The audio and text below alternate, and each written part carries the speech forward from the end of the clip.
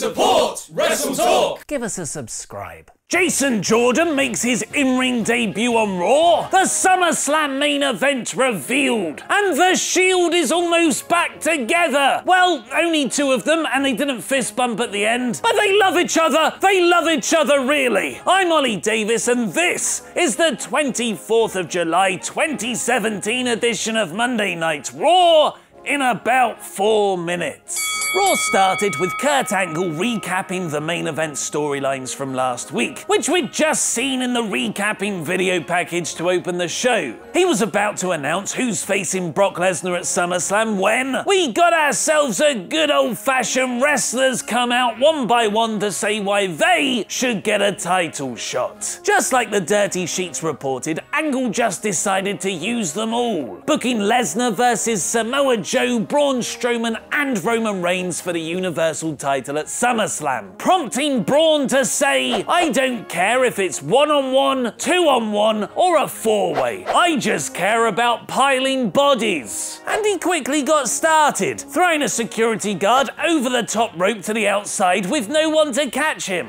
Raw's undercard later joined the body pile, with the locker room emptying to keep Joe, Reigns and Strowman apart. This was a great chaotic angle to open the show, and it set up a 3-way between them for next week. After Elias Samson smashed a guitar over Finn Balor's head last week, the two went at it in a no disqualification match. But as much as Balor used the steel chair, you still can't beat the blah.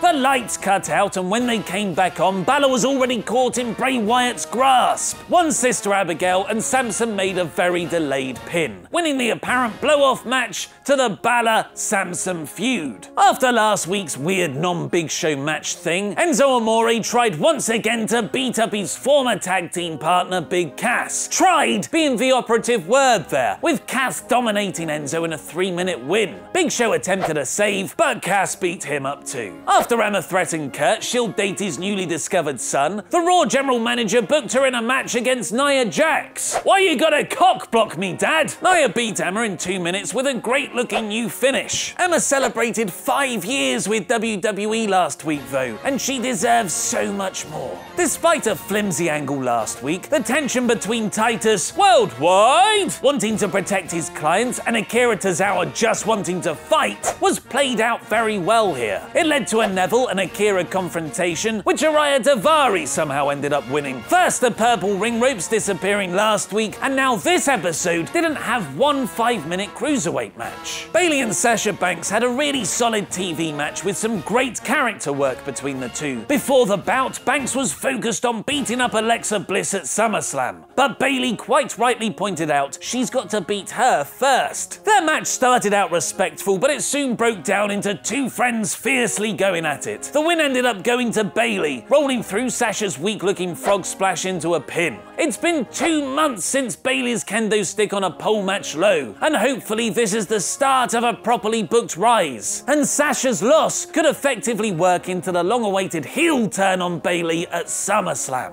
Jason Jordan Angle wisely made his Raw in-ring debut against the star maker Curt Hawkins. Jordan Angle looked really good, beating Hawkins in 3 minutes, and more importantly, emphasizing his amateur wrestling style, meaning he felt different from the majority of the roster. His match graphics made him stand out in the wrong way though. "Look mean, Jason!" Luckily, Daddy Curt topped him in goofy expressions, with Raw brilliantly cut in between Jordan's match and his proud father watching backstage. Despite WWE breaking up almost every team going, Raw's tag division is surprisingly very strong. The Revival, Galanderson, the Hardys and Shimaro. Galanderson oddly worked as babyfaces here, putting over the live crowd, but Revival picked up the win from a Hardy distraction. In the main event, we got 2/3 of a Shield reunion with Dean Ambrose and Seth Rollins teaming to beat all 3 members of Miz's faction. No thanks to Roman Reigns, because he's a bit of a dick sometimes. But this wasn't about Roman or The Miz. It was about Rollins and Ambrose working together again, slowly repairing the relationship Seth destroyed. It's restrained and patient storytelling, with the bridge being rebuilt slowly, brick by brick, each week Dean thawing a little more, while Rollins remains stoic, holding out the fist bump and waiting until Ambrose is ready to forgive. It's just a shame this didn't happen a year ago when Seth returned from injury. So that was this week's Raw in about 4 minutes. Here's the usual ratings recap from top to bottom. In or core, average, poor,